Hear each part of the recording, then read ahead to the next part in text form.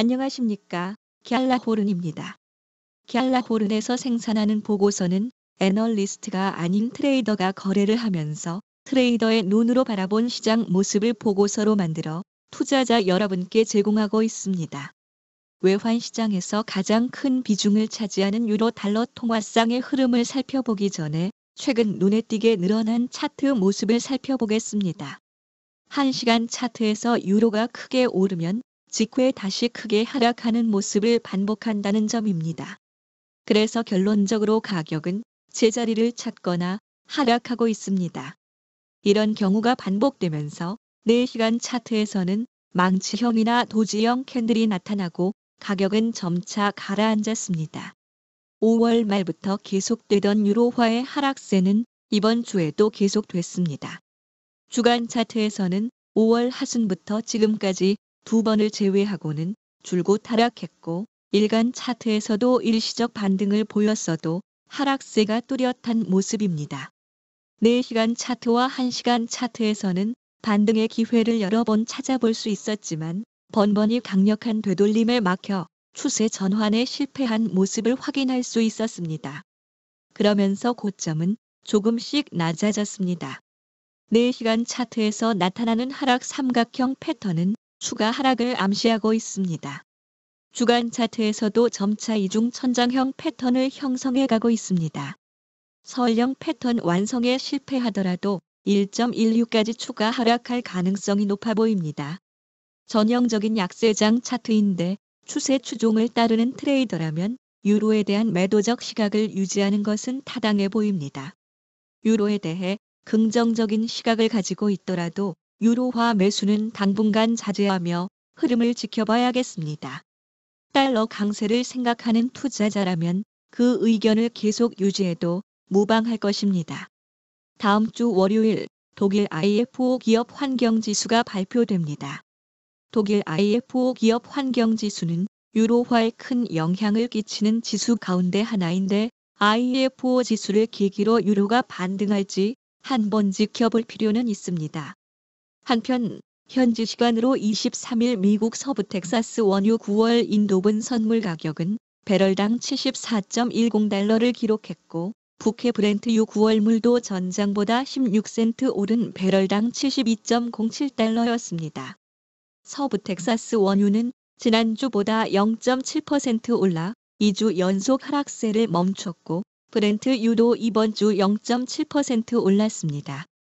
원유 가격 상승은 경기 회복과 위험 자산 투자 심리를 보여주는 것으로 위험 자산 가격의 긍정적 신호로 볼 수 있습니다. 또 뉴욕 증시도 상승했습니다. 뉴욕 증시는 현지 시간으로 23일 양호한 기업 실적으로 사상 최고치를 갈아치웠습니다. 다우존스 산업 평균 지수는 35,061.55를 기록했고 대형 우량주 중심으로 구성된 S&P 500 지수도 1.04% 상승한 4,411.79를 나타냈고 기술주 중심의 나스닥 지수도 전장보다 1.04% 오른 14,836.99로 장을 마쳤습니다.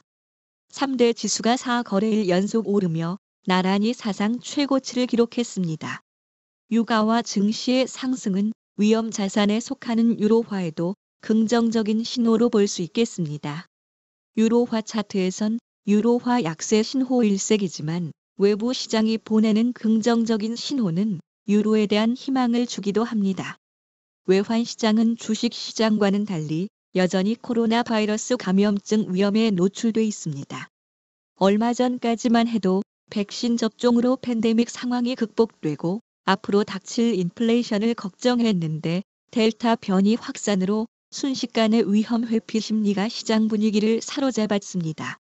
인플레이션 우려가 고조되고 미 연준의 테이퍼링 실시의 촉각을 곤두세울 때는 미국의 기준 금리 인상 가능성으로 달러가 강세를 보였다면 현재는 언제 끝날지 모르는 팬데믹 때문에 안전자산 선호 심리로 달러가 강세를 보이고 있습니다. 어차피 달러는 강세를 띠는 상황이지요. 이런 모습은 지난 트럼프 행정부 시절부터 반복되고 있습니다.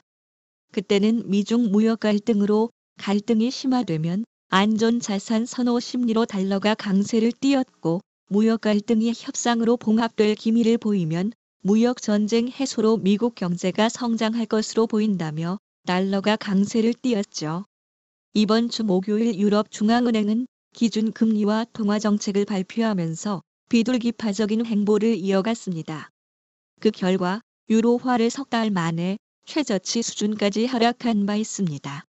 크리스틴 라가르드 유럽중앙은행 총재는 기자회견을 통해 너무 이른 긴축은 누구도 원하지 않으며 인내심을 가져야 한다고 강조했습니다.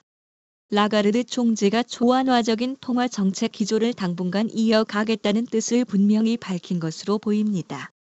이번 주 후반기 달러의 강세는 다음 주로 예정된 연방준비제도 연준의 정례회의를 앞두고 다소 제한됐습니다. 시장은 현지 시간으로 27일부터 이틀간 열리는 연준의 연방공개시장위원회 정례회의에 시선을 고정하고 있습니다. 이번 회의에서 자산 매입 규모 축소를 일컫는 테이퍼링에 대한 논의가 본격화될 것이라는 전망이 나오고 있습니다. 연준은 지난 회의에서 테이퍼링에 대한 논의를 공식화했고 이를 계기로 달러를 강세로 돌아선 바 있습니다.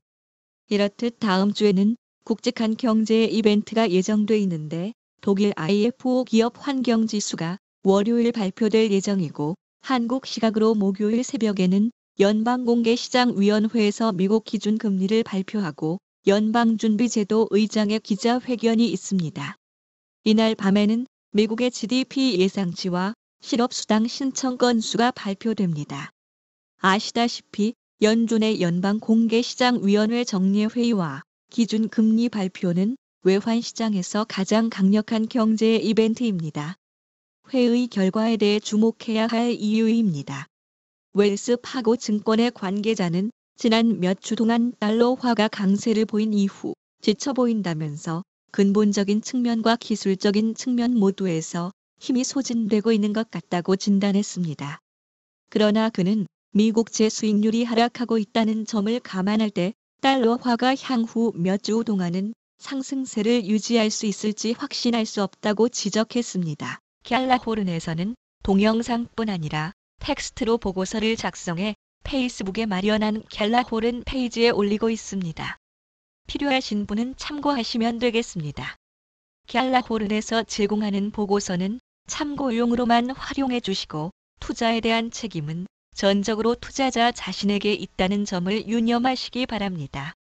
궁금하신 점 있으면 아래 댓글이나 이메일, 메신저 등으로 문의하시면 갤라호른이 아는 한도 안에서 답변 드리겠습니다.